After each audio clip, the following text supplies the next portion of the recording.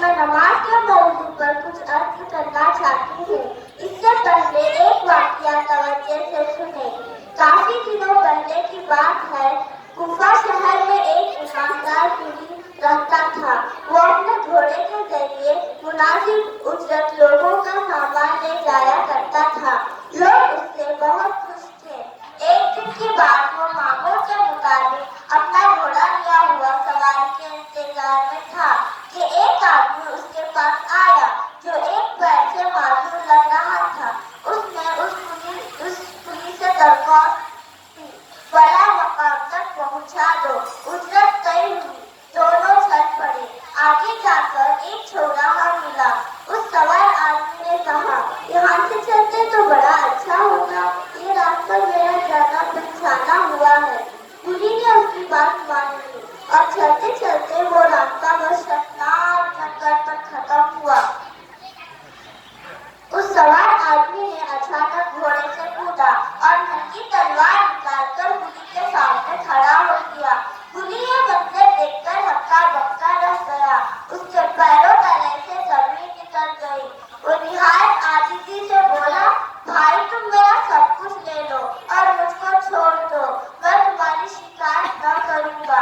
مگر ڈاکو نے ایک نہ سنی اور کہا، سامان تو میرا ہے ہی، میں کچا کام نہیں کرتا کہ میں تجھ کو چھوڑ دوں، بعد میں تم مجھ سے بدلہ لے لے۔ پولیس نے پھر عاجزی کی کہ اچھا تو مجھے 2 رکعت نماز پڑھنے کی مہلت دے دو، پھر تیری جی میں جو آئے وہ کرنا۔ ڈاکو اس پر راضی ہو گیا۔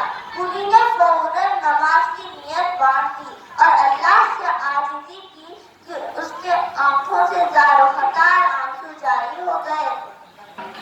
اچانک اللہ کی طرف سے ایک دوسرا گھوڑ سوار نمودار ہوا آیا۔ اس نے ڈاکو پر حملہ کر دیا۔ ڈاکو گرا اور تڑپنے لگا۔ دیکھتے ہی دیکھتے اس کے بدن سے آگ کے شعلے نکلنے لگے۔ آن کی آن میں اس کا کام تمام ہو گیا۔ ادھر پولیس نے نماز اور دعا سے فارغ ہو کر یہ منظر دیکھا۔ اس نے سوار اجنبی کو آواز دی، مگر اجنبی غائب ہو گیا اور جاتے جاتے یہ کہہ گیا کہ اب تم محفوظ ہو، جہاں چاہے وہاں جاؤ۔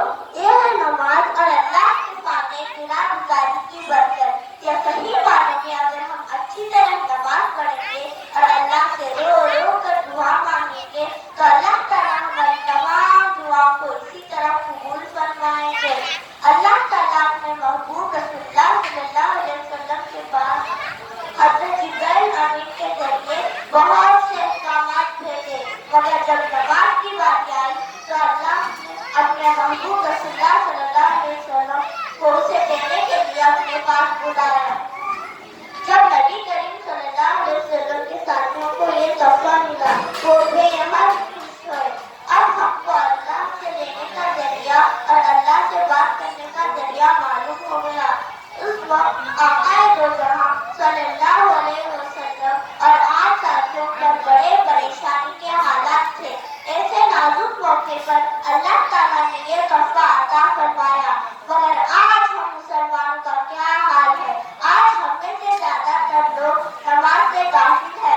10 یا 12 لوگ کسی گھر میں ہیں تو صرف 1-2 لوگ نماز پڑھتے ہیں۔ بعض گھروں میں تو کوئی بھی نہیں پڑھتا۔ بعض لوگ صرف جمعہ کو مسجد آتے ہیں اور کچھ لوگ ایسے بھی ہیں جو جمعہ اور عید کی نماز بھی ادا نہیں کرتے۔ افسوس، سب افسوس، یہ ہے ہمارا اعمال۔ بھلا ہم کیسے اللہ کی مدد اور نصرت حاصل کر سکتے ہیں جبکہ دن و رات اللہ کی نافرمانیاں کر رہے ہیں۔ نماز آقا صلی اللہ علیہ وسلم کی آنکھوں کی ٹھنڈک ہے۔ ہم نماز نہ ادا کر کے آپ صلی اللہ علیہ وسلم کو تکلیف پہنچا رہے ہیں۔ ہم کیسے امتی ہیں؟ ہم کتنے بڑے مجرم ہیں۔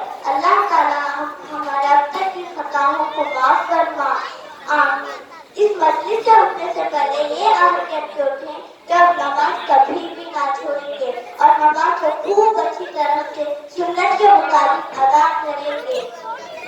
آخر میں شاعر کہہ کر میری تقریر ختم کرنا چاہتی ہوں۔